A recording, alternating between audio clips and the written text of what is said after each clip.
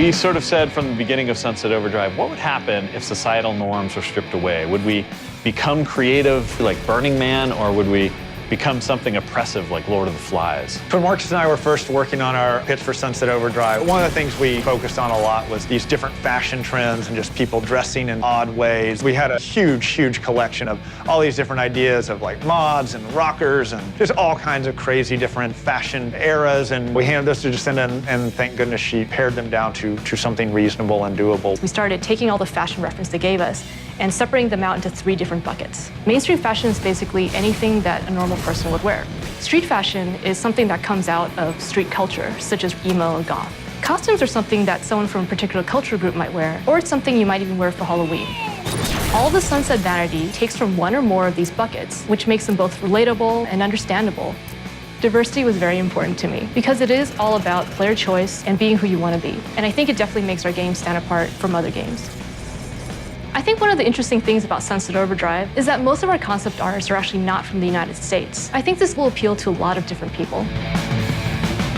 My team takes concepts from Vasily, our concept artist over in Russia. We wanted to embrace a bunch of different archetypes that you would see in pop culture and mash them together to create our own look.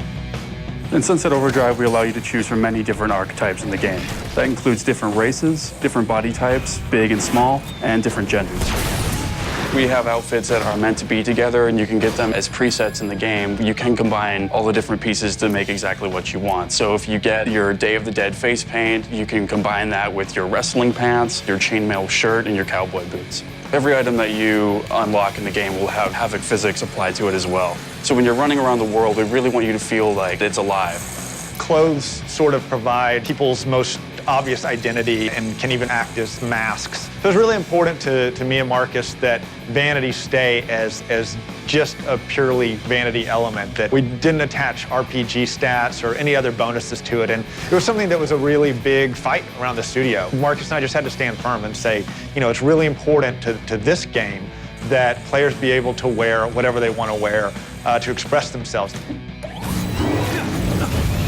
I like the hairstyles, especially the creepy 80s metal band style. I just like the way it looks moving around when you're doing our traversal in Sunset City. And I would say that my favorite of all time is that we can be a luchador given the right combination. I mean, any chance to actually be a luchador running around Sunset City is pretty amazing. One of my favorite vanity items is the bunny ears. It's so absurd and weird. It just feels good running around with tall bunny ears. I don't know why I don't wear them all the time.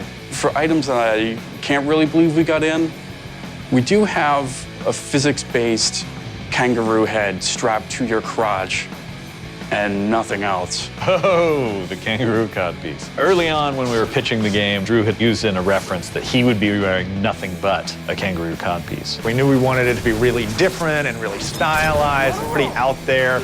And it just seemed so absurd, but we started pitching it that way, and every pitch we did, we would talk about the kangaroo codpiece, and I think it was one of the first things you can look at or talk about and be like, now that is Sunset Overdrive.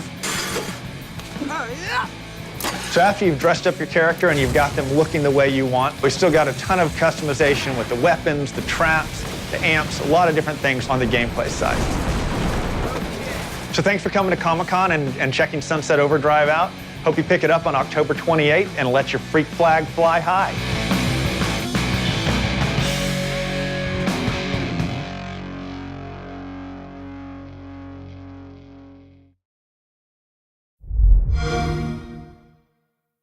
Xbox One, now starting at $399.